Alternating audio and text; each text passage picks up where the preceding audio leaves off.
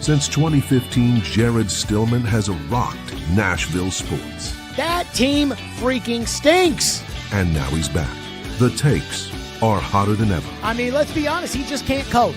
Welcome to Stillman and Company.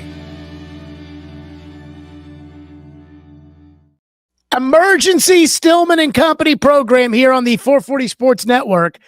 And this is something that we can do now. And I have no idea how many people are going to get in, but I'm going to make this a college football reaction. Vanderbilt beats South Carolina. Tennessee. Holy crap, what a heartbreak for Tennessee fans. I was not committed to Tennessee or to Georgia today. My dad was very much committed to rooting for Georgia. But I was not committed to Tennessee, nor was I committed to Georgia. I was committed to the plus 3.5, which I had Tennessee. So I thank goodness Tennessee made the field goal in overtime, and then thank goodness Georgia didn't have to kick an extra point. So Vanderbilt just went on the road, and I'm going to give this a minute to kind of cook up to get people in here. And I've never done, I guess technically last year after Vanderbilt beat Alabama, I went on the radio after the Vanderbilt postgame show. And when I went on the radio after the Vanderbilt postgame show, I did that personally. Like, that was just my call because I felt like, at the flagship station at the time of Vanderbilt football, that after their greatest win in school history, that somebody should be on the air. I decided that person would be me. It was not as if I got paid anything or anything like that. But I did it. And so today I say, hey, if Vanderbilt beats South Carolina, who is the 11th ranked team in the country, if Vanderbilt beats South Carolina, I'll go live after the game. And then at halftime, I said, screw it. I'm going to go live after the game anyways. I'm just going to go live. So we're live on the Stillman & Co. YouTube page. We will be live on the Stillman & Co. YouTube page tomorrow after the Titans and the Rams. So I wanted to give everybody a second to get in here, and now let's get to the game. Also, this is a little different than a normal show from the standpoint that I have in front of me the Texas A&M Notre Dame game, 34 all, 9 minutes to go in the game. So I'm going to be keeping an eye on that. So I might be a little distracted here or there. First of all, let me say this. It was an incredible day of college football. As somebody who Caroline Fenton has said on numerous occasions, quote unquote, hates college football, I thoroughly enjoyed the Clemson loss at the hands of Georgia Tech this morning. Then I watched every second of Tennessee, Georgia. I thought it was a great game. I thought it was a great SEC game of the week, middle of the day on Saturday. And then I made the decision to watch the Vanderbilt game by itself. This was a conscious choice I made for this reason. Because I felt like, if I try to channel surf with LSU, Florida, if I try to channel surf with Notre Dame A&M, and I know Notre Dame A&M, LSU, Florida are going to have much better TV ratings, but I know that if I channel surf and screw around, then I'm not going to really watch the Vanderbilt South Carolina game, and I'm not going to get a true feel for that game. So right now, I'm just now tuning into A&M Notre Dame, and I see that LSU is going to beat Florida, so Billy Napier's still in a bunch of shit over there. But I want to say this. I sat down for Vanderbilt, South Carolina, and I was over at my parents' house because I knew if I went live that my son's going to need somewhere to sleep and people to watch him, so my parents are watching him. By the way, congratulations to my girlfriend, Lindsay Hislop, Jack's mom, the Canadian CMA Industry Person of the Year, second year in a row, back-to-back, ever since she started dating me. She's like Nick Saban. But I'm over at my parents' house watching the first half and then, came over here for the second half to get ready for this. But my mom does not know anything about Vanderbilt. My mom does not know anything. I really think about college football. And no disrespect to her, I love my mom. I'm not really even sure how much she knows about football.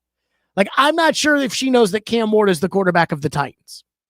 And so Vanderbilt's playing South Carolina, and that atmosphere at the beginning of the game. I looked at that crowd and I thought, how does anybody ever win a game in this place?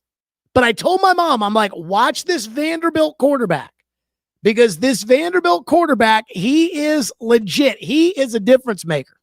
And Pavia takes him right down the field on the first drive. And he was passing the ball. I put this out on Twitter, but he was passing the ball like Magic Johnson. He has the option where he turns around and throws it backwards, and they pick up the first down on a big third down. He's delivering the ball perfectly. And I'm like, this guy, when he needs to put a little touch on it and he gets everybody going to the right, and then he dumps it off to the guy for a touchdown to the left, there's just something special about this fucking guy. I don't know what it is, but there's something special. And so he leads them right down the field. Now, here comes Lenora Sellers. And Lenora Sellers, if the draft were to be held yesterday, I don't know what would happen with today, but Lenora Sellers leads them right down the field at 7-7. So now I'm like, okay, this might be kind of like the Tennessee-Georgia game where it was this big shootout, and it's going to be, and Vanderbilt was on their heels early in the game. I heard Clark at halftime. He told Kevin Ingram on the radio broadcast, he said, we gotta really get back to playing Vanderbilt football on defense.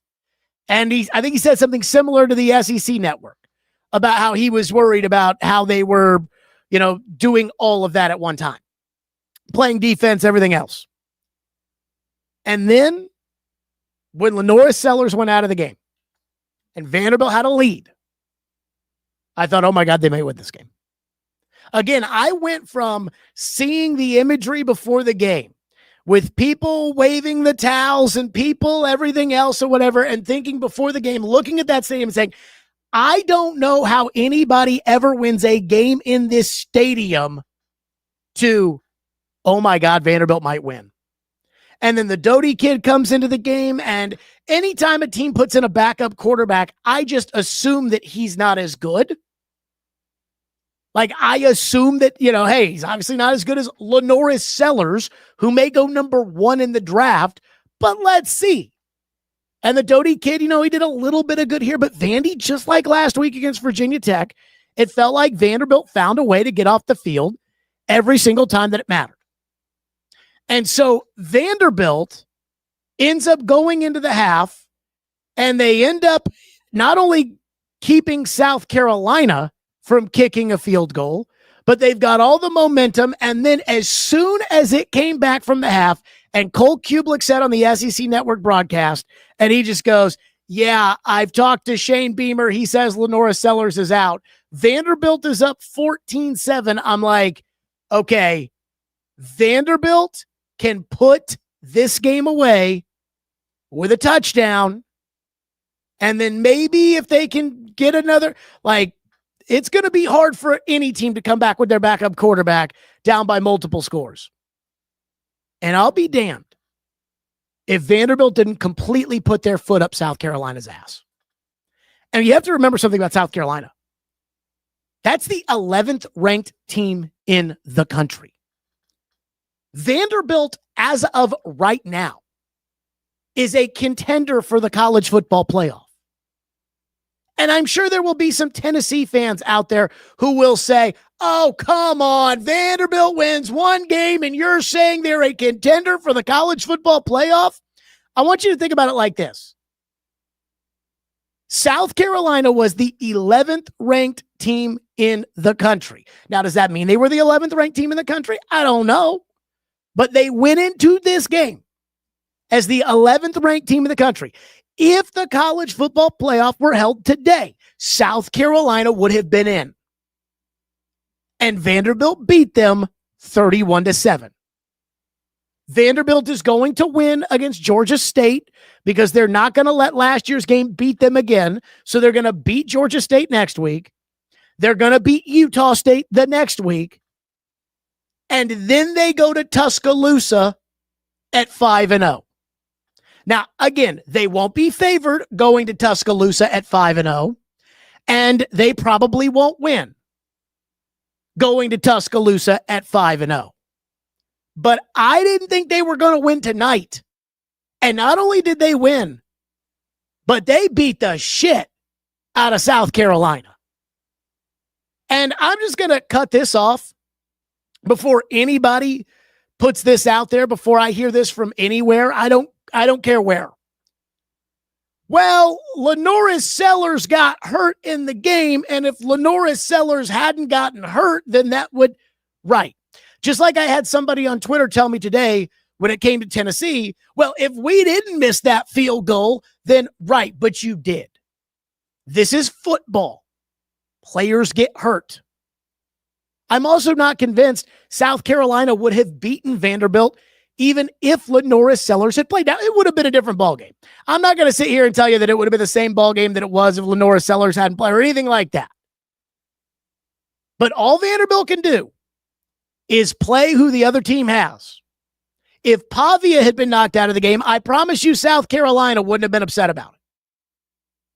So as of today, Vanderbilt is a competitor for the college football playoff. They just went on the road and they beat the 11th ranked team in the country by 24 points. They crushed them. And they crushed them in all facets of the game.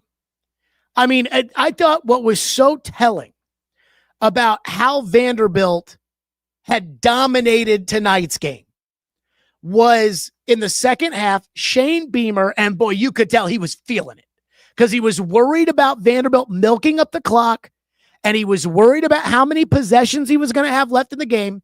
And Shane Beamer goes forward on 4th and 1, and he doesn't get it. And on the next drive, Vanderbilt's driving down, and they're up by, I think at this point, 14. And I'm like, if Vanderbilt scores again, the game's over. Because South Carolina is not coming back down 3 touchdowns in the fourth quarter with a backup quarterback. And remember, Pavia had that one bomb, and he just overthrew the receiver a little bit. If Pavia hits that, I'm telling you, all hell would have broken loose. But on that ensuing drive, so Vanderbilt stops him on the 4th and 1. On the ensuing drive, Pavia hits a 3rd and 16, and South Carolina gets called for roughing the passer. And when I saw that, I said, this game is over. Now, Pavia maybe gave South Carolina just a glimmer of hope by throwing that interception in the end zone. Really the one bad thing he did today, the one bad thing he's done this season, because through 3 games, he's been awesome. He is, by the way, in my opinion, the best Vanderbilt football player of my lifetime. Now, he's not going to be the highest drafted or anything like that. He's not going to play in the NFL or play in the NFL the way Jay Cutler did. But as far as impact for Vandy football, when Jay Cutler was quarterback, Vanderbilt didn't even go to a bowl. They are right now college football playoff contenders because of that guy. But Pavia gave him a little glimmer of hope, but they weren't going to come back. When he hit that 3rd and 16, I'm like, this game is over. And it was. And so once again, I know that people are going to tell me, well, it's too early, or, oh no, Jared, you're a big homer, even though I'm not a Vanderbilt fan. I grew up a Vanderbilt fan. I'm probably going to go to one of these next 2 games. If they're 5-0 going to Tuscaloosa, I do think I will have to go to that game. I'll have to, figure it out. I don't know exactly what weekend that is, and we got a wedding we have to go to, and so I'll figure all that out. But I am not a Vanderbilt fan. I am a Clark Lee fan. I think Clark Lee is a great guy, and I think Clark Lee is a great coach, and I think that on the Venn diagram of great guy and great coach, it really intersected there in the middle with the way he adjusted the program 2 years ago after that dreadful 2-win season. And I've even told him that, because there's a lot of people in this world that would have just brushed it off, that would have just said, well, I know I can coach, so forget about that horrible season we had. He said, no. He said, we're going to change this up. We're going to change this up. We're going to go get Diego Pavia. We're going to go get Tim Beck. We're going to go get Jerry Kill. We're going to go get Eli Stowers. And that has transformed Vanderbilt football. And you cannot disagree with that. And I'm going to use a line that my friend Jeremy Merriweather sent me. Jeremy, his brother, actually played basketball at Vandy. They both went to Father Ryan. And of course, big guy in the community. If you know him, he worked for the Preds for forever. So he said to me, I think this is the perfect line. He said, "This isn't our parents' Vandy." He said, "Hell, this isn't even our Vandy." And I agree. And I will say this, for years as a radio host in this town, I wanted Vanderbilt to be super relevant nationally. Like, I wanted a year where Vanderbilt and UT were both incredibly relevant and both competing for something. And I kind of knew it was a pipe dream. Like, that it wasn't likely, that it wasn't going to happen. But Vanderbilt's got a different attitude. 10 years ago, Vanderbilt's administration, and I don't know if I'd say the administration at the very, very top, but Vanderbilt's athletic department and the way they carried themselves and the donors and kind of the old fuddy-duddies and everything else, they would have not liked Diego Pavia. They would have not liked the attitude. They would have not liked the swag. They would have not liked they would not have liked the fact that the guy sued the NCAA. I think there would have been some old bitter Bettys over there at Vanderbilt that wouldn't like the idea of paying the players. But with Candace Lee as the athletic director, Clark Lee as the head coach, they're like, screw it. If we want to win some games, we got to spend. We got to be flashy. We got to have Theo Vaughn on the sideline. We got to bring Jelly Roll to the basketball games. We have to try to be different. We have to try. We have to give a shit. And Vanderbilt has. And because they've done that, again, they are, in my opinion, competing for the college football playoff as of today. And before you tell me, well, it's too early to talk about that, well, can't we say the same thing about LSU? I mean, I think we all agree LSU is a college football playoff contender. I mean, isn't everybody, that's got a real shot or has got a real team or has won some games, aren't they a college football playoff contender? Well, but Vanderbilt still has to play Tennessee, and Vanderbilt still has to play Alabama, and Vanderbilt still has to play Missouri, and Vanderbilt still has to play Auburn, and Vanderbilt still has to play LSU. LSU has to play Ole Miss, South Carolina, Vandy, Alabama, and A&M. Like, you mean to tell me they still have to play Oklahoma, who just beat the crap out of some nobody today? I think it was Temple. That's how everybody is right now in the SEC. The truth is, in the SEC, you can lose 3 times. Well, who have you seen in the SEC that's on Vanderbilt's schedule that you can definitively today, with what we've seen through 3 games, that you can definitively say is better than Vanderbilt? LSU. Who else? Who else is in the SEC that has proven something so far this year that says, oh no, they're for sure better than Vanderbilt? Now, I think it's going to be hard for Vanderbilt to go to Tuscaloosa and win. But we know Alabama right now, and I know they crushed Wisconsin today. Alabama is not Nick Saban's Alabama. So that game, while again, Bama will be favored. But Bama, they're not the same. People in the chat are saying Texas. George says, hey, they got to go on the road to Bama and Texas. Let me say this. What the fuck has Texas done this year that would make you think they're any good? I didn't watch the game today, but when I flipped over from Georgia, Tennessee to Vanderbilt, South Carolina, they had the SEC Network studio show going, and Dari Noka sitting there talking to the 2 guys on set, and he's like, he goes, how should Texas fans feel about how bad the offense is? I mean, this is what I keep telling people about college football. And I know I'm hammering this South Carolina thing about South Carolina is the 11th ranked team in the country, because this morning they were the 11th ranked team in the country. But the truth is, we don't know who's any good or who's not. They rank these teams based on 2 things, really 3 things.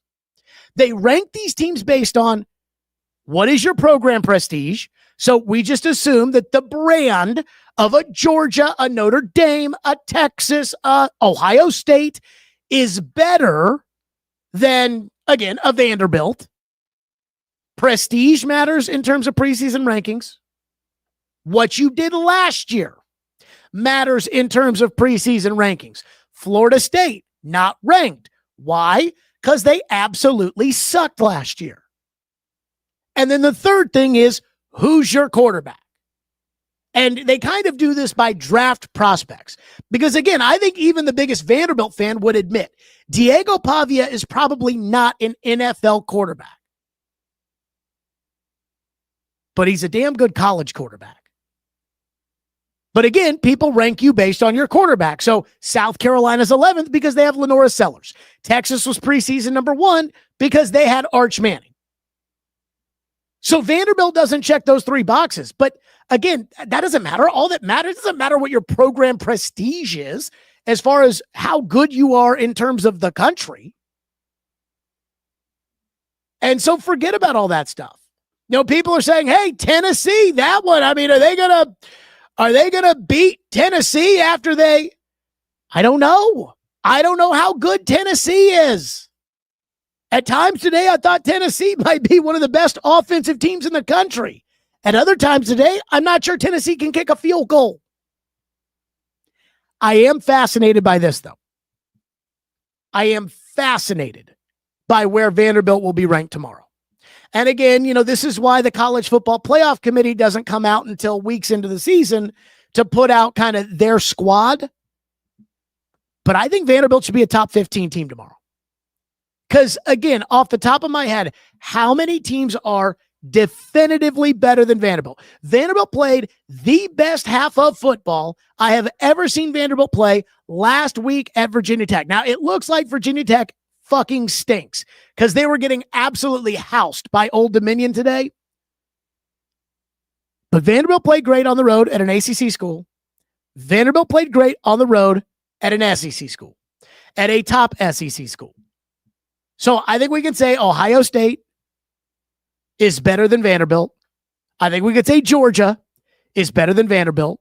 I think we can say LSU is better than Vanderbilt.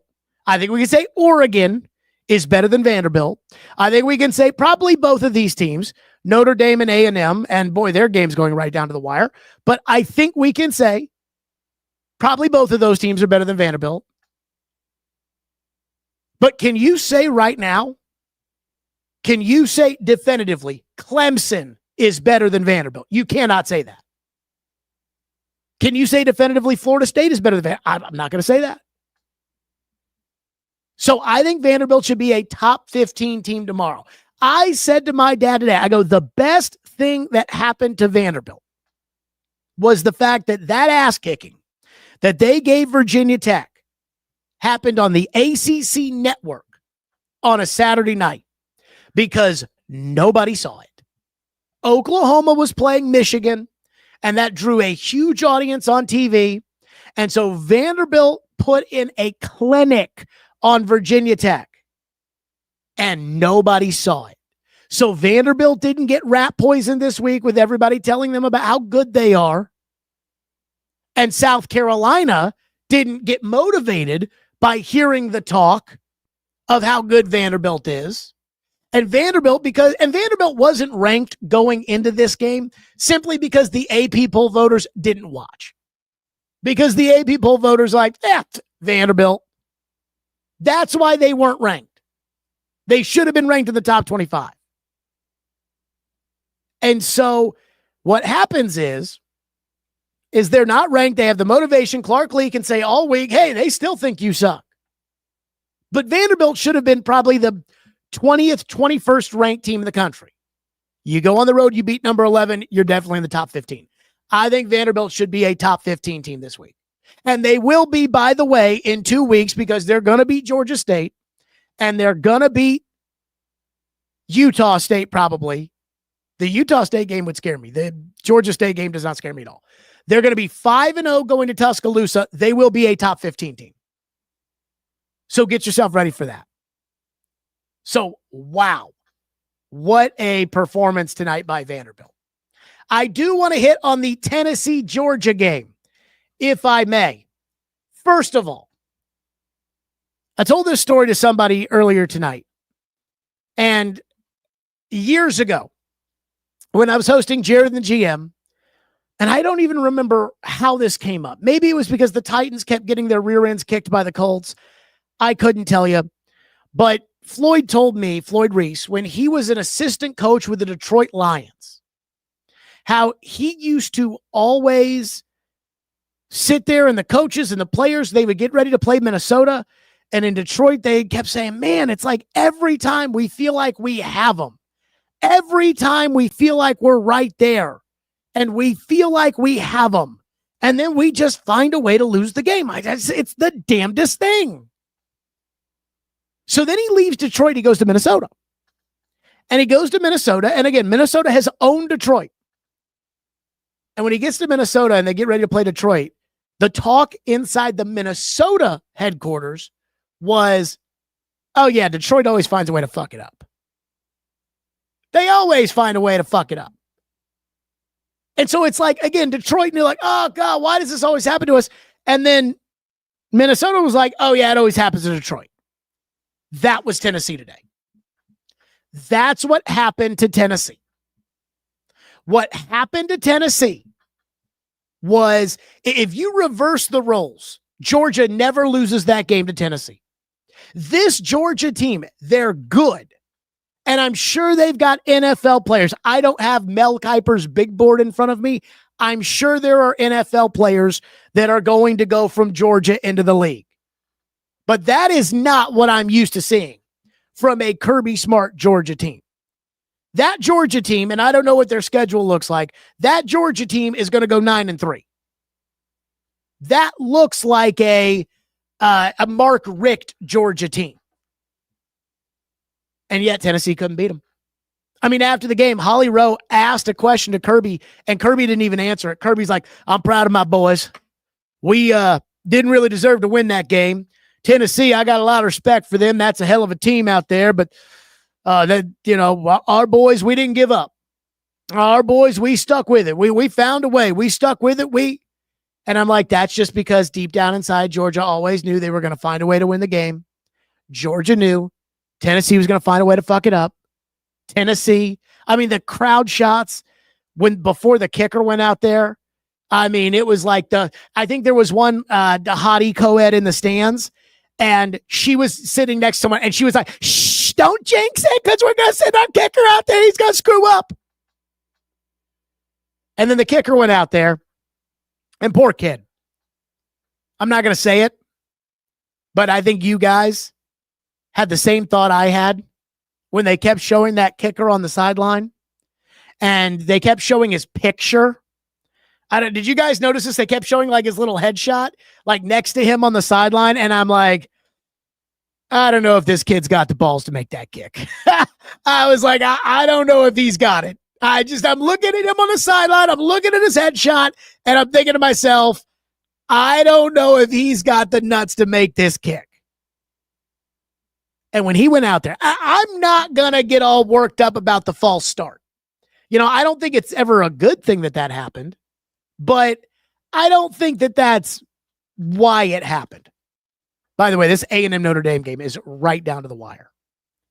But Tennessee sends that kicker out there, and he goes to kick it. And Holly Rowe on the TV broadcast said he's taking a bunch of deep breaths. I thought, oh, shit. I was like, he's taking deep breaths? Like, did you hear Mike Tomlin after their kicker, Chris Boswell, drilled a 70-yarder or 60-yarder or whatever it was the other day to beat the Jets? And he was like, our kicker is a stone-cold assassin. Well, that's him saying, like, hey, that heartbeat, like, it is just, it's ice cold. This Tennessee kicker, he's on the sideline. He's taking deep breaths. And he's like,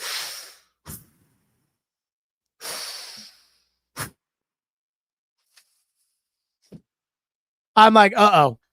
And then I knew he was going to hit the second one when they're like, and this is pretty much from the same spot of the first one. I'm like, oh yeah, he's going to hit that. And of course, drilled it right down Broadway. So he just choked. And it's not the false start. He would have missed that kick from whatever 5 yards.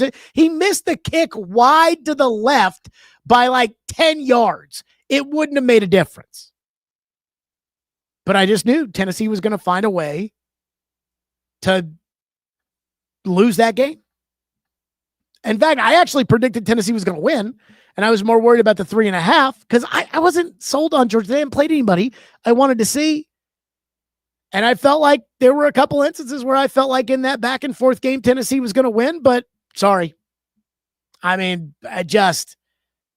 What a choke job by Tennessee, led by their kicker. Poor kid. I felt bad for those Tennessee fans because, their hearts were broken, but this is the new Alabama for them. Like, this is the new Alabama for Tennessee, is to get over the hump against Georgia. And the other thing I'm going to say about Tennessee is this. I have no idea how good or bad Joey Agalar is.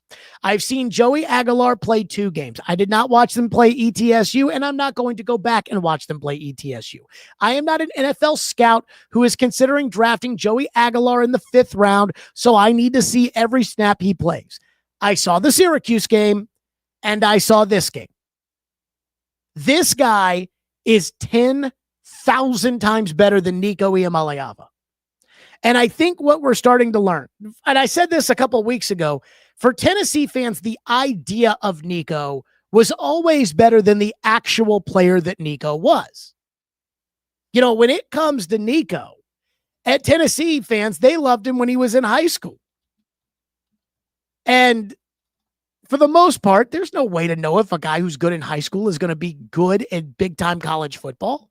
Every now and then there's one of those superstar recruits who is a can't-miss guy, and he shows up and he becomes a Heisman Trophy winner, but that's not really always how it is. Wow, holy crap, what a win for A&M. 4th and goal, touchdown to the big tight end who looks like Gronk. The Notre Dame coach looks like he's about to throw up on the sideline, and now all A&M has to do is make an extra point, and they're going to win the game. 13 seconds to go.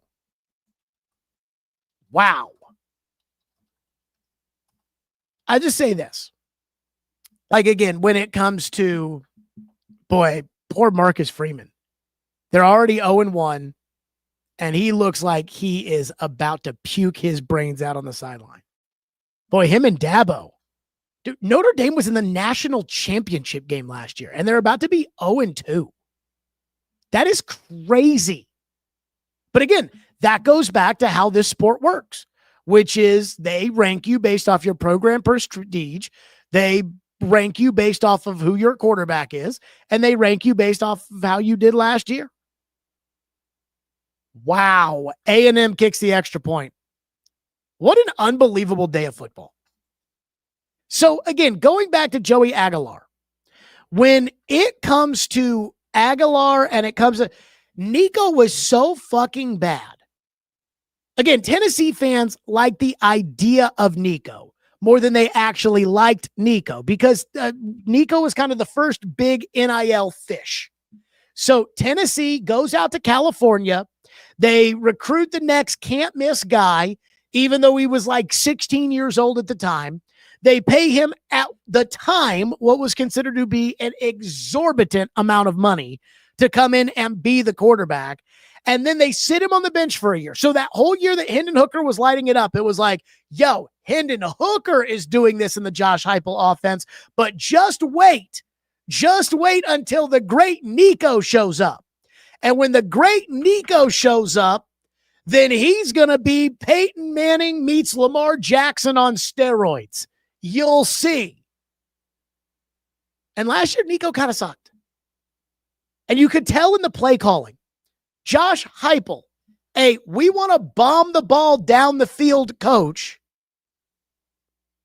is running the ball with Dylan Sampson constantly because he couldn't trust quarterback. They went on the road to Arkansas and they lost because Nico wasn't any good. So Nico, because his family has no idea what they're doing and he doesn't have a real agent, Nico, for some reason, tries to extort the University of Tennessee. the transfer portal's opening and it's the end of spring practice and you don't have a quarterback. So I'm going to demand more money or else I'm going to leave and then you'll be stuck without a quarterback. Boy, what a team player that guy was. And Tennessee held the line because deep down inside, they knew that Nico wasn't really all that in a bag of chips, even though the idea of Nico was all that and, as I said, a bag of chips. So Nico leaves, and the only guy out there for Tennessee to go get is this Joey Agalar, an Appalachian State transfer who was going to go to UCLA, but apparently UCLA didn't like him, so they wanted to go with Nico instead. So Tennessee ends up taking UCLA's ex in what is essentially a quarterback trade. This Joey Agalar, and I know they lost today, and I know Agalar was not perfect. He is 10,000 times better than Nico Iamaleava. Maybe even more than that. Nico blows. Joey Agalar, I think, is what I consider to be the prototypical Josh Heupel quarterback, which is he's a replacement level guy, but he does what Josh Heupel tells him to do. That's what Hendon Hooker was. Hendon Hooker was a nobody. A&M won the game. Hendon Hooker was a nobody before he came to Tennessee. And he lost the job, as everybody knows, he lost the job to Joe Milton. Then he gets into the Heupel offense. All of a sudden, he's a Heisman contender. They're beating Alabama. There's talk about where he's going to go in the first round of the draft. And he ends up tearing his ACL and falling to the third round of the draft. But the third round of the draft is still nothing to scoff at. I mean, it's not like that's a bad pick. And the guy cannot get on the field in the NFL. So much so that the Lions, who wanted him to really be their backup, were like, please, Lord, do not let him play. Teddy Bridgewater, your high school season's over. Come on in, be the backup in case we lose Jared Goff, and then you can just go play because we don't want Hendon Hooker out there. Hendon Hooker stinks. But Josh Heupel's offense made us all think that Hendon Hooker was good. Then Nico went out there after, Joe Milton was Joe Milton. Nico goes out there, and he's freaking terrible. Joey Agalar, to me, is proof that anybody can play in this offense and light it up. You know what's crazy is in the Tennessee-Georgia game, I thought Kirby showed some real balls. And I don't know if this is going to get talked about enough because I think what's going to get talked about is the streak and Tennessee and how they can't beat Georgia and the kicker and how he missed the kick. And I think they're going to talk a lot about the fact that Tennessee had a lead in the game early. And apparently that's a thing where they get the lead early against Georgia and then they lose the game. So those are going to be the big storylines. But Kirby went for it on fourth down on his own side of the field in the first half. And I think he did it because he felt the momentum that if I punt the ball to Tennessee right now, it's going to be the same as giving it to them at their own at R40 because they're going to score a touchdown the way they're moving the ball down the field. So either that or they really, really, really liked the play call they had or something. But I thought that was gutsy. And that led to a touchdown that got them back in the game. And then on the fourth down, where Georgia ended up tying the game, I looked at my dad and I said, because there was still, let me pull this up. There was still 2:32 left to go in the game. And Georgia had all three timeouts. And it's 4th and 6. And I said, I think they should kick it here. I think Georgia should kick it deep to Tennessee, try to get a 3 and out, and then try to win the game. And I'll be damned. Gunnar Stockton threw the most perfect pass of the day over into the corner of the end zone for a touchdown to Landon Humphreys. And then they got the 2-point conversion on what was a beautiful play call. So I got to give Kirby credit because there were 2 times that I wasn't sure. I'm like, I don't know if you go for it here. I don't know if you, I don't know about that. And it worked out. Josh says, what a win for A&M. Agreed. Again, I didn't watch any of it until the very end. Marcel Reed, that beautiful pass on 4th and goal. Now, it wasn't as good as the Gunnar Stockton throw, but it was still a very, very beautiful pass into the end zone for the touchdown. But my goodness gracious. Woo. I also want to say, so Witty in the chat says OPI. I guess he's referring to the Landon Humphreys touchdown. There was nothing that was more OPI than that big, long touchdown Tennessee had in the 4th quarter. The one in which they brought on Bill LeMonnier, and Bill LeMonnier was like, well, I think there's a little hand fighting there, but I don't think I'd call that I'm like, it's clearly pass interference. Herb Street's like, yeah, the defensive back just didn't time the jump right. I'm like, Herbie, he didn't time the jump right because he pushed him down. Again, I don't know how many teams out there are better than Vanderbilt. I don't know. This early in the season, I don't know how you go about deciding these things. But what a great day of college football. And we didn't even hit the Dabo stuff. Am I the only person who took just pure joy? It's not like I woke up today and I thought, man, I'm really excited about Clemson, Georgia Tech. In fact, looking at my day, knowing UT was going to play Georgia as the game of the week in the middle of the day, and I was don't bother me then. And knowing that I wanted to watch Vanderbilt, South Carolina, also knowing that, hey, if that game goes to crap, there's A&M Notre Dame, there's Florida LSU. Even if I have to, there's Arkansas Ole Miss. I can watch that. As all this is going on, I was sitting there and I'm like, if I'm going to get anything done, once the day gets going, oh my goodness gracious.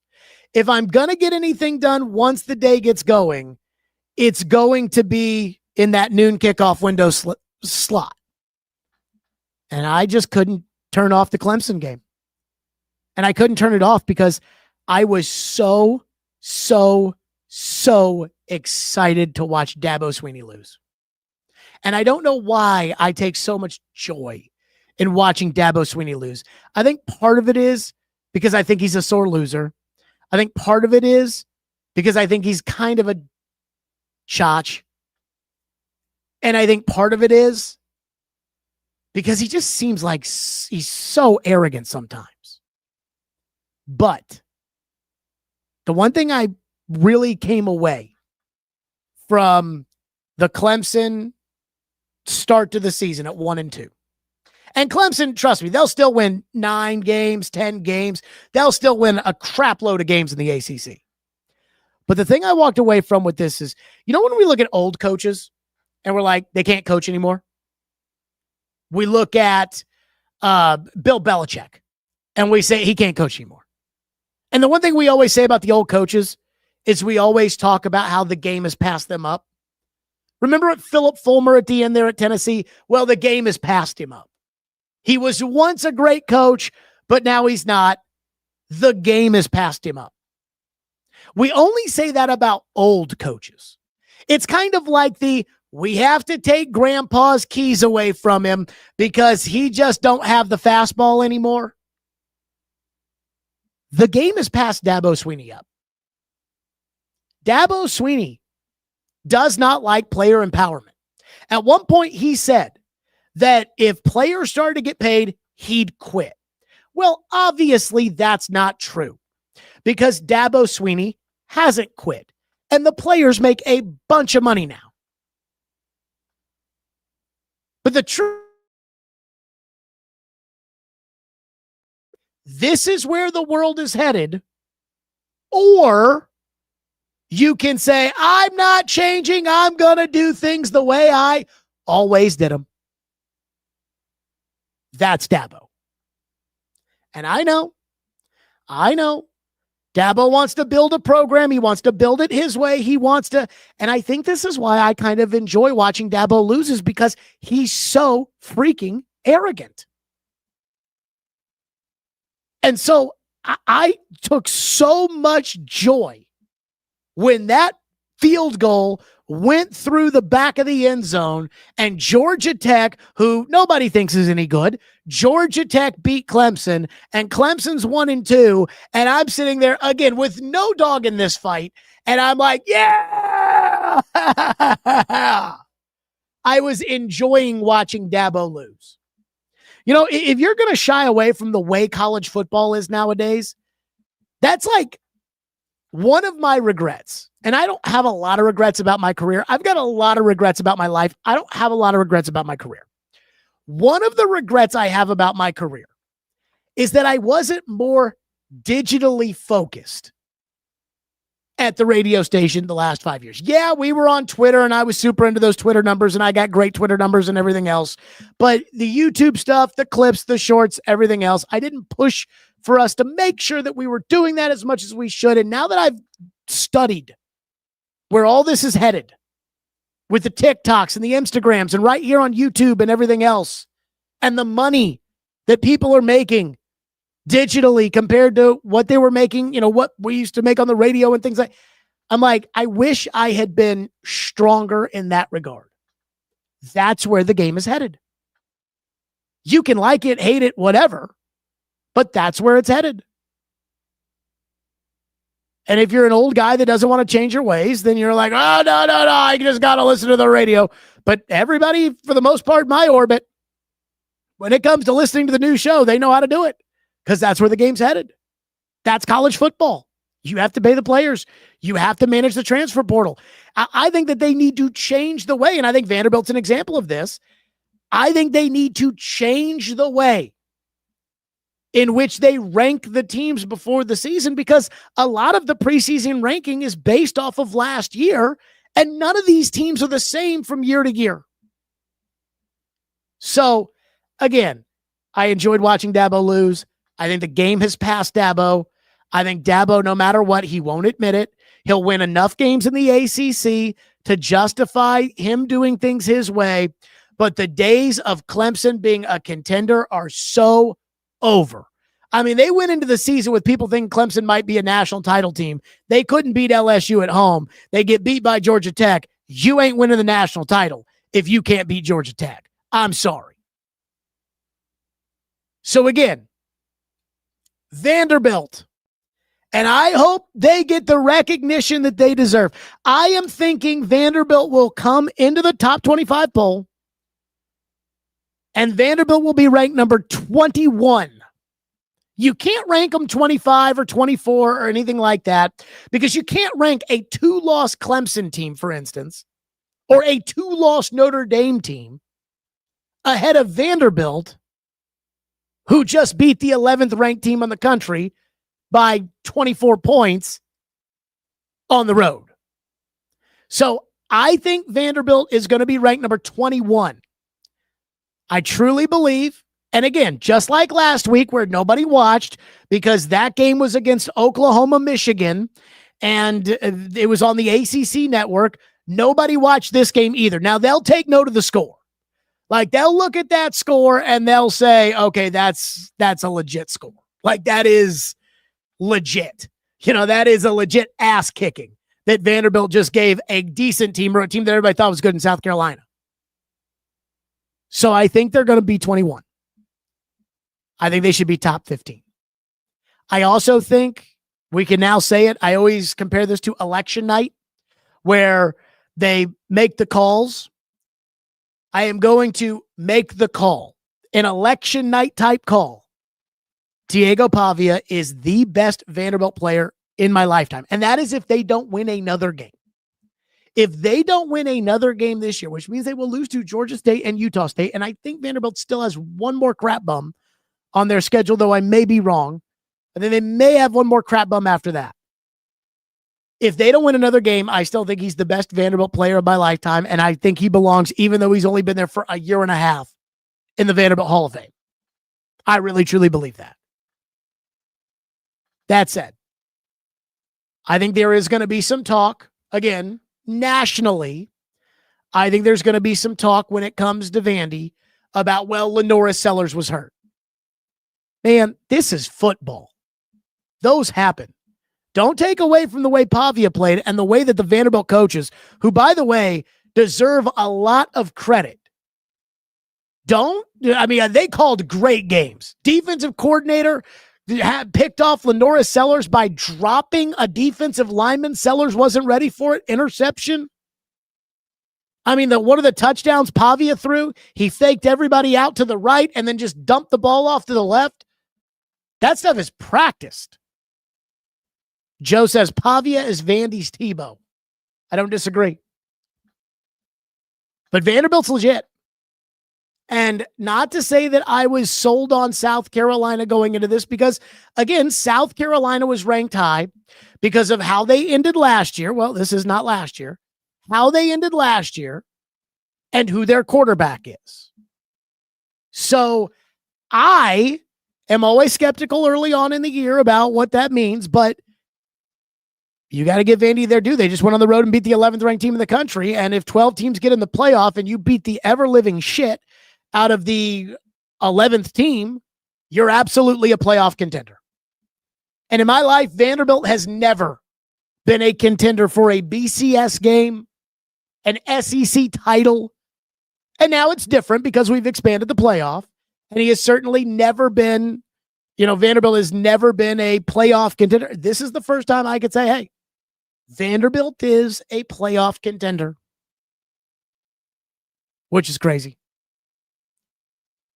All right, let's get some of your reaction here in on the chat. I will say this. I did not watch any game, truly sat down and watched. I know Florida lost to LSU.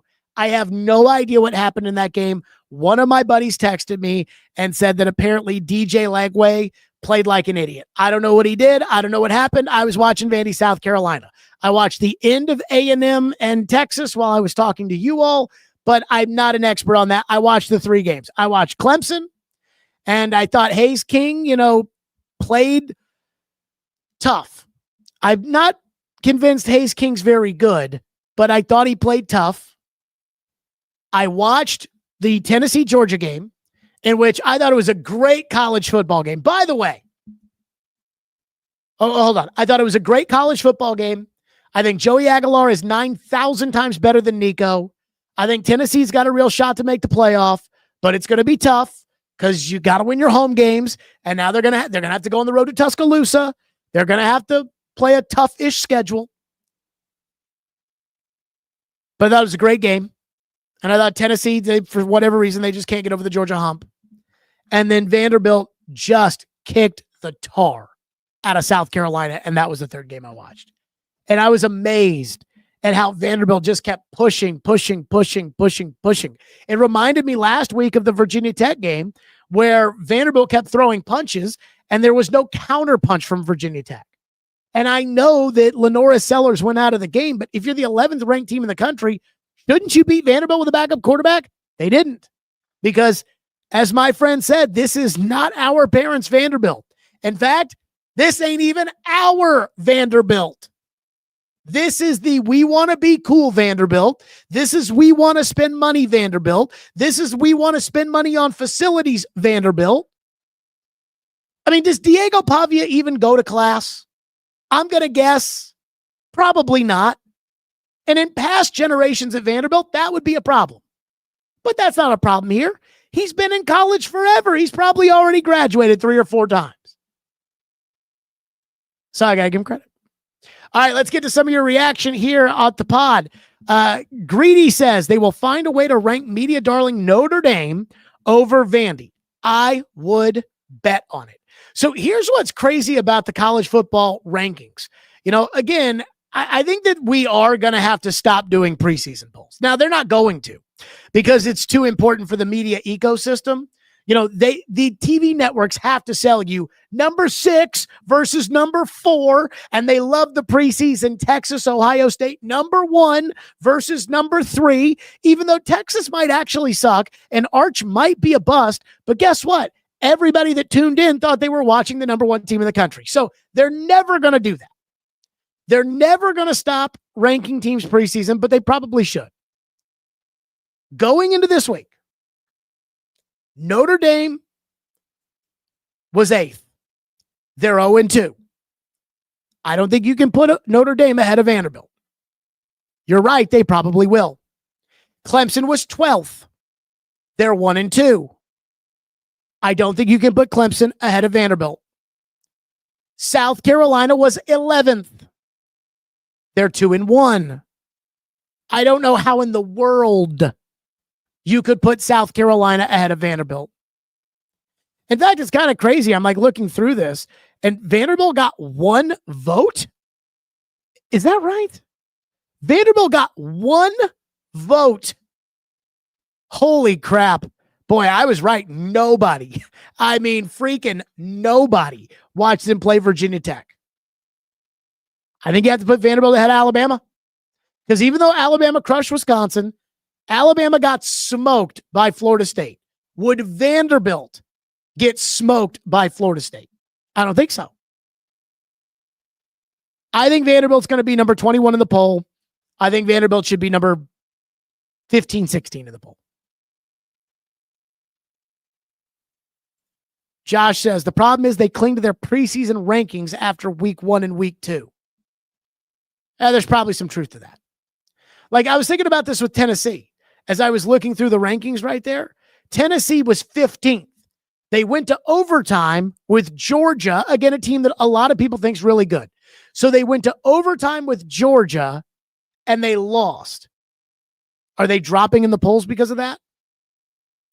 Texas, by the way, won, but apparently it wasn't very impressive. Again, I didn't see it. I'm not watching who'd they play? Sam Houston State? San Jose State? New Mexico State? I don't know. I'm not watching that game. But do you drop Texas down? Because it does look like Arch sucks now. And if Arch sucks, which I'm not saying he does, but I'm not convinced that he doesn't. If he sucks, then Vanderbilt might be able to beat Texas.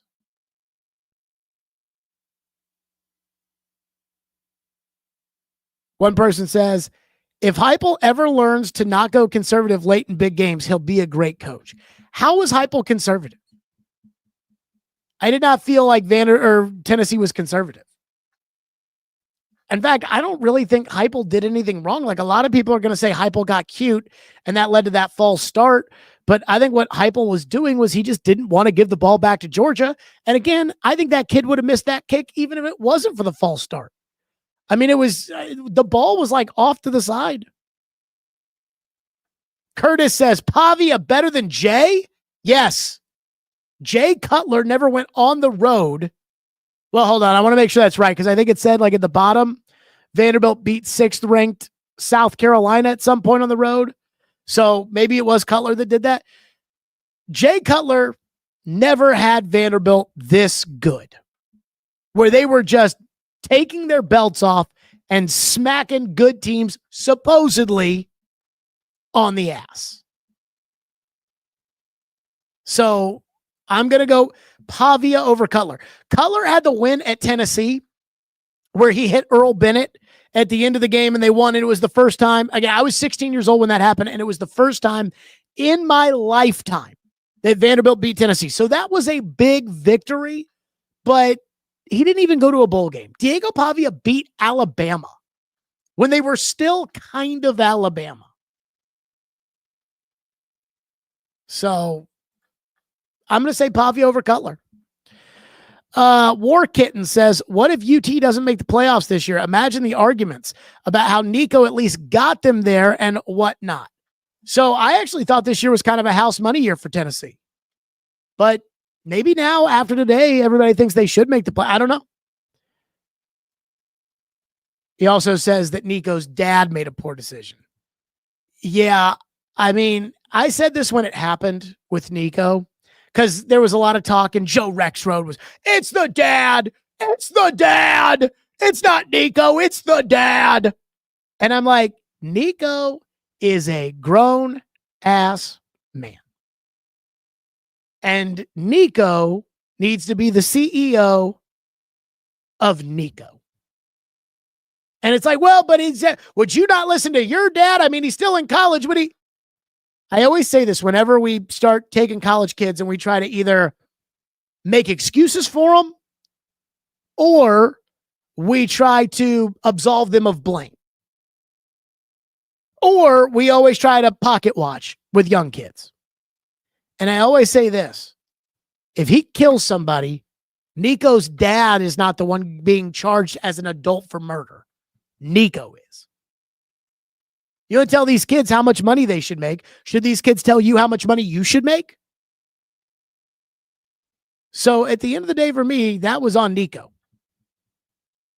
That was not on Nico's dad or Nico's advisors or Nico's. At the end of the day, if Nico had wanted to be at Tennessee, he'd be at Tennessee. And it's pretty crazy that he's not. You know, at some point, I'm going to have to do this. And it may be hard for me to do this. But I'm going to have to do a, best Vanderbilt wins of my lifetime. Because I think there's a chance that Diego Pavia has 5 of them already. Including this one tonight. Again, on the road at number 11, South Carolina. If you looked at the crowd before the game on the SEC Network broadcast, I mean, the towels are going, the lights are on and off, and there's these red lights coming out. I'm like, how the hell does anybody win a game here? And the South Carolina fans, because they were ranked 11th, they weren't taking Vanderbilt seriously, I don't think, but they were still all there, all packed in, all ready to go, all great, all this, because they think they've got a contender. And Vanderbilt went in there and kicked their ass. Just beat the crap out of them. And so now for Vandy football, we wait. Vanderbilt's going to beat Georgia State. They're not going to lose to a team they lost to last year like that. They're going to beat Georgia State. They'll probably beat Utah State. And then they're 5-0 going on the road to Tuscaloosa. George says, has game day ever been to Vanderbilt? Yes, it has. Vanderbilt hosted College Game Day in 2008, I believe, against Auburn. And they did win that game, and they ended up making a bowl game for the first time in my life that season. So College Game Day has visited Vanderbilt. There is a legitimate chance that if Vanderbilt keeps winning, there is a legitimate chance that they may get a good game day game. Because Vanderbilt plays Alabama on October 4th. And so that game, as of right now, can either be a 3:30 game or a 6 p.m. game, which means it can either be the main game or the primetime game or whatever, or SEC Network or whatever. I mean, they're keeping all their options open. As of right now, I did not even know that they did this. ESPN Bet Sportsbook says that Alabama is a 24-point favorite against Vanderbilt. I'm sorry. Vanderbilt plus 24. I'll take that today. But let's say Vanderbilt beats Alabama, because this is not Nick Saban's Alabama. And I know they smoked Wisconsin, but I mean, Wisconsin, when's the last time Wisconsin was good at football? And I don't think they're any good this year. If they beat Alabama and they're 6-0, they play LSU. If they play LSU, who as of right now is the number 3 team in the country and they're 3-0, if they play LSU on October 18th, then College Game Day will be in Nashville. Unless there's some sort of game that they always have to go to. You know what else is going to be a shame? Indiana has decided they don't want to play anybody. So they've opted out of all of their games on their schedule against real teams, and they're playing, crap bum U. And they beat Indiana State 73-0. Hey, way to go, IU. 73-0. They're 3-0. Whoa. Way to go, IU. They beat Old Dominion, although Virginia Tech apparently couldn't beat them. They beat Kennesaw State, and they beat Indiana State. They're ranked number 22. I hate this because this is how this works. You and I both know they are going to put Indiana ahead of Vanderbilt. Even though, does anybody actually think that Indiana, because they beat Kennesaw State by 1,000, is better than Vanderbilt, who just went on the road to the 11th ranked team in the country and put their foot up their ass? But that's what they'll do. Nate says game day in Nashville versus LSU would be wild. Another person says that apparently Vanderbilt and Bama and Tennessee is the same weekend. So he's saying that it would be the same weekend as the LSU Vandy game. If Vanderbilt beats Alabama and LSU is undefeated, game day will be in Nashville. Josh says Clark Lee better than James Franklin. I'll say this.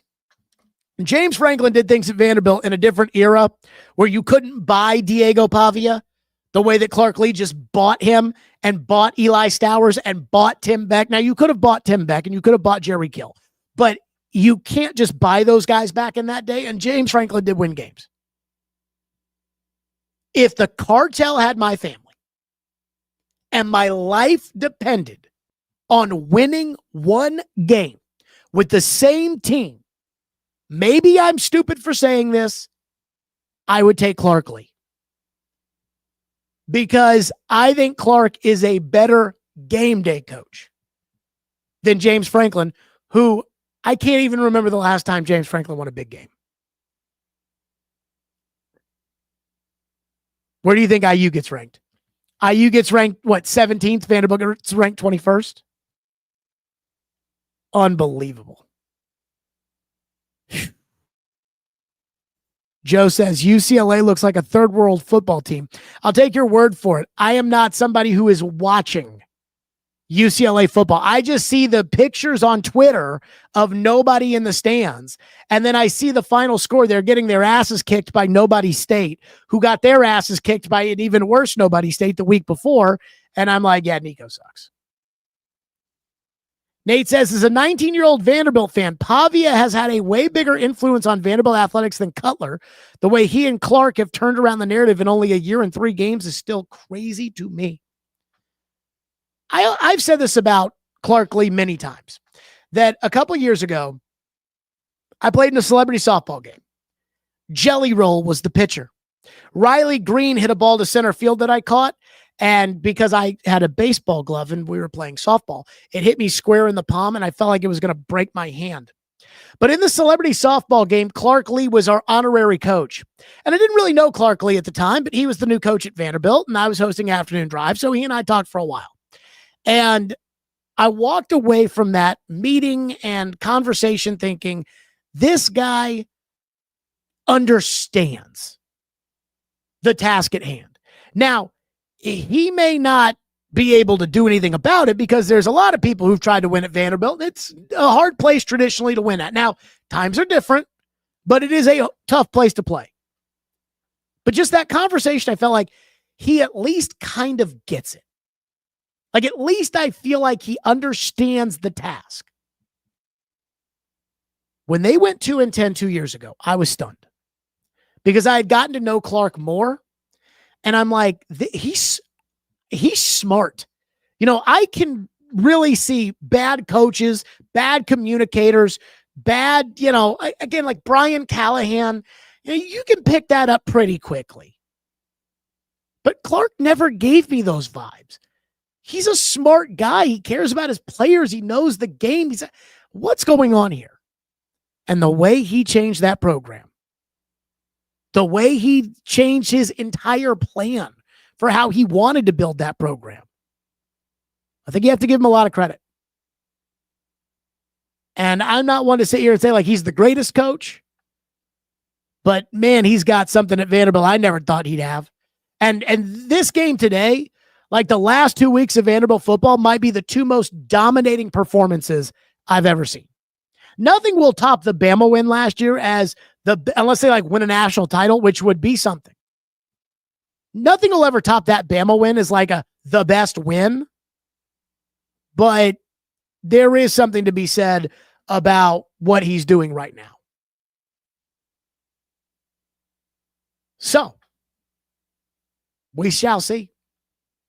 And on Tennessee, let me say this. Don't get too upset about this loss. For whatever reason, at some point, Josh Heupel's going to have to be able to beat Georgia. Today probably should have been the day. It wasn't. But college football is a lot more forgiving now than it used to be. Because college football, quite frankly, lets a lot of teams into the playoff that probably shouldn't even be there. And everybody, with the exception of at least 4 teams, is going to lose a game.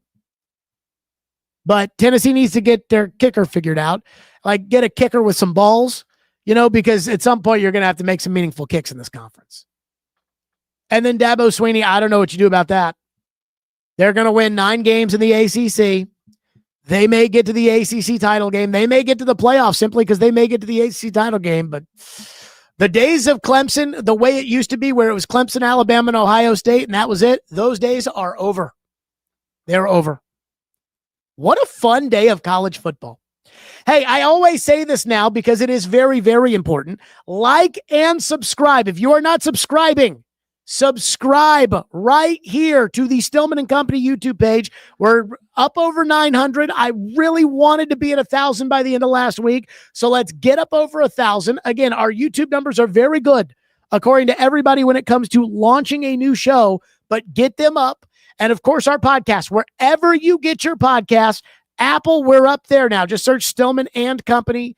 And with everything else, Spotify, iHeart. I've got on my Twitter at Jared, Jared, at Jared Stillman on my Twitter. I've got the links. So whichever one you like, just subscribe, and then that baby will download right into your crap. So do that every day. Tomorrow, as soon as the Titans and the Rams go final, post-game live. I did put that right there in the bottom of the screen, just so you've got it right. Let me show you that right there. So tomorrow, same place, same YouTube channel, same everything for the Titans and the Rams. I am expecting the Rams to beat the crap out of the Titans, but you know what? This is why we play the games. I thought Vanderbilt was going to lose, and this is why we play. Vanderbilt beats the crap out of South Carolina. Tennessee loses a heartbreaker to Georgia, and Dabo Sweeney has lost it. Also, congratulations to LSU. They look like they're rolling. Congratulations to A&M on a 4th down at the goal line. They beat Notre Dame. Notre Dame 0-2. And I don't know, can Notre Dame get into the playoff after starting 0-2 and not being in a conference? That I don't know. Everybody enjoy the NFL tomorrow. Enjoy your college football and all the talk there. And we will see you tomorrow right here after the game, post-game live, Titans, Rams, and of course, the Titans Monday at 2:00. Same spot right here, Stillman and Company. Like and subscribe. And again, wherever you get your podcast, Stillman and Company. We'll see you all tomorrow.